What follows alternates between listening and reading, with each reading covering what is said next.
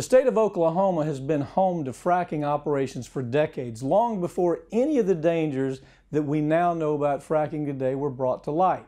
And thanks to the boom that's taken place with fracking in the last decade, the state's become a fracking train wreck bonanza.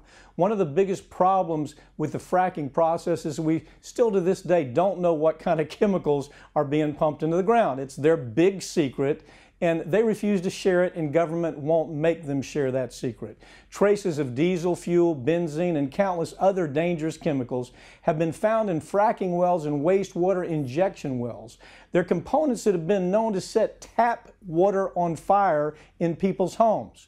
But for now, we aren't allowed to know the full list of chemicals that natural gas companies are pumping into the earth because of something called the Halliburton loophole, which allows companies to keep the list of more than 600 chemicals used in fracking wells a secret from the American public until everybody develops cancer or some kind of other weird illness.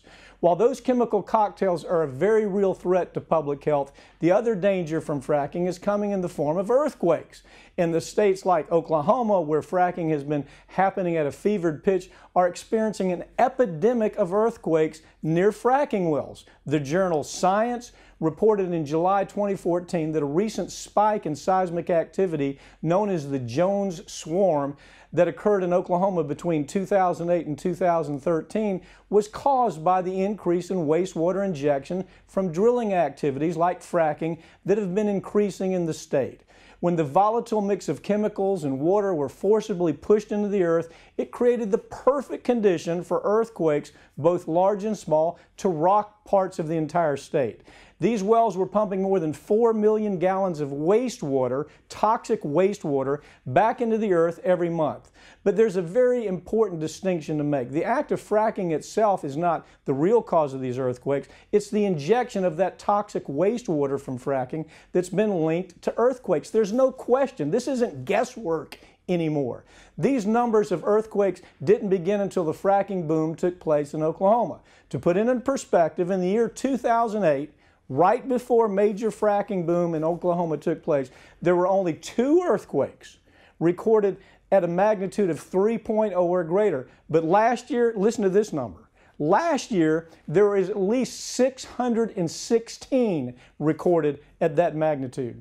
The link between fracking wastewater wells and earthquakes has been established by several independent studies, but the most important study linking the two was by the U.S. Geological Survey, which concluded that yes, these injection wells are the cause of the spike in earthquakes in Oklahoma.